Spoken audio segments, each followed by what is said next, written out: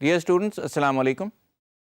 As you know that in these last few lessons we are creating different lists within our QuickBooks.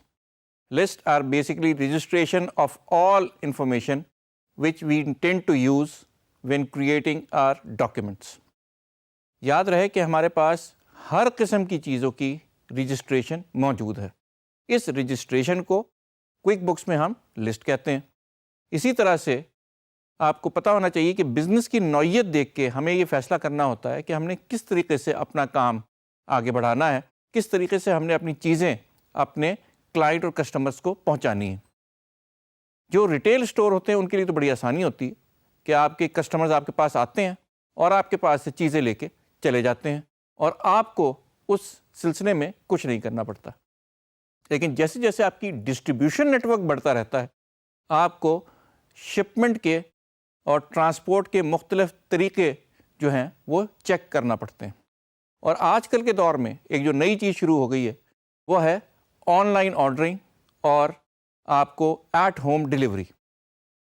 جیسے جیسے یہ چیزیں بڑھیں گی اسی طرح سے آپ کے پاس باقی تمام ٹرانسپورٹ اور شپمنٹ کے طریقہ کار آنے چاہیے.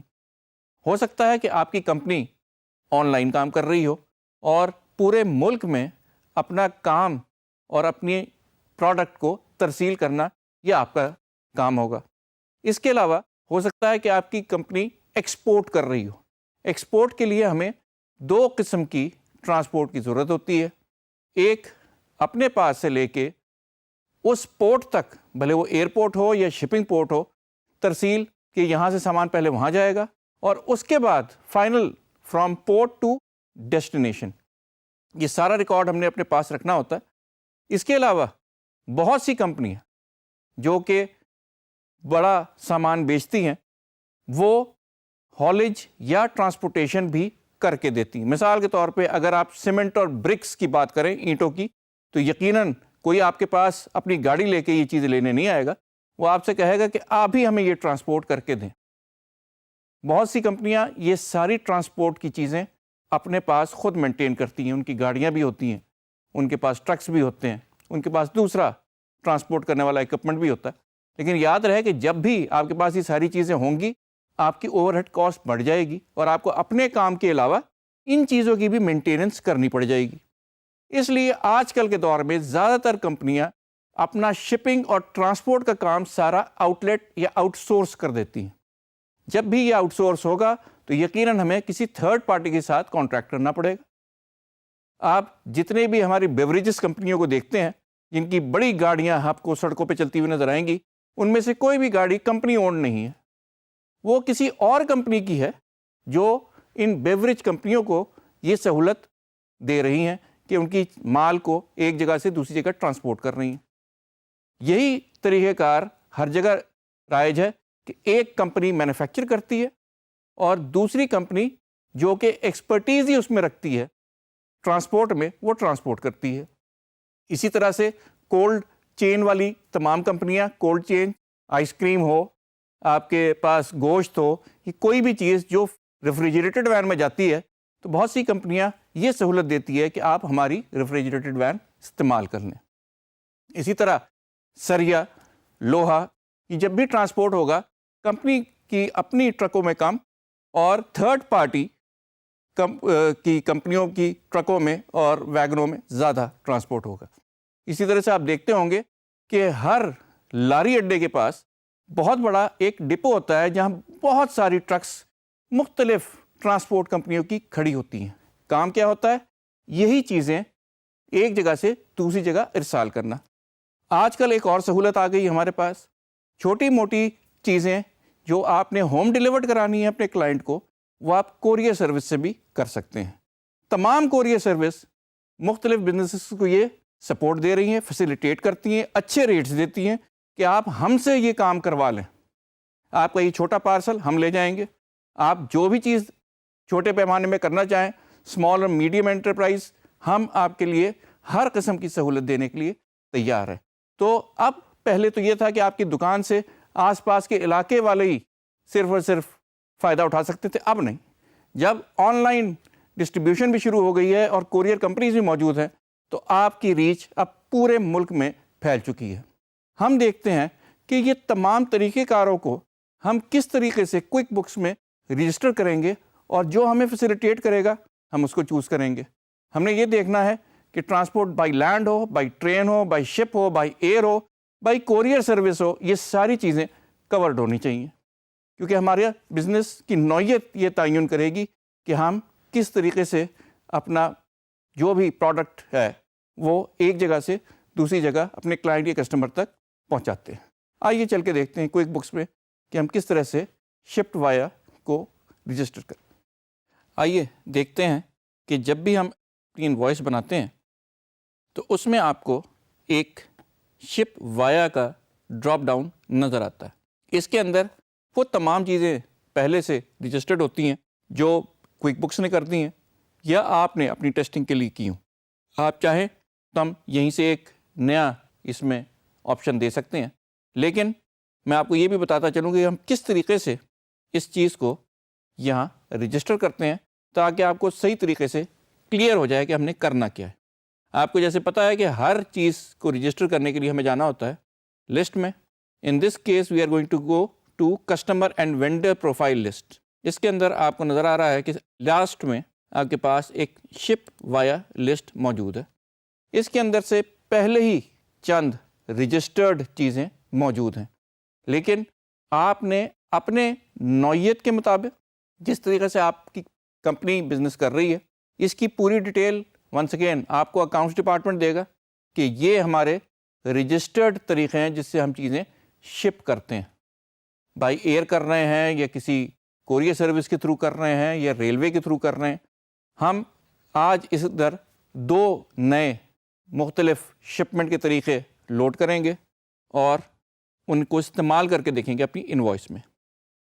نیو کریں، آپ کے پاس شپمنٹ کا میتھڈ آ گیا۔ ہمارے پاس آج کل فریٹ ٹرینس چلنے کا دوبارہ سے رواج آ گیا ہے، تو ہم ایک نیا شپنگ میتھڈ جو ڈال رہے ہیں وہ ہے جی پاک ریل۔ پاک ریل جو ہے ہمارے ساتھ رہے گا۔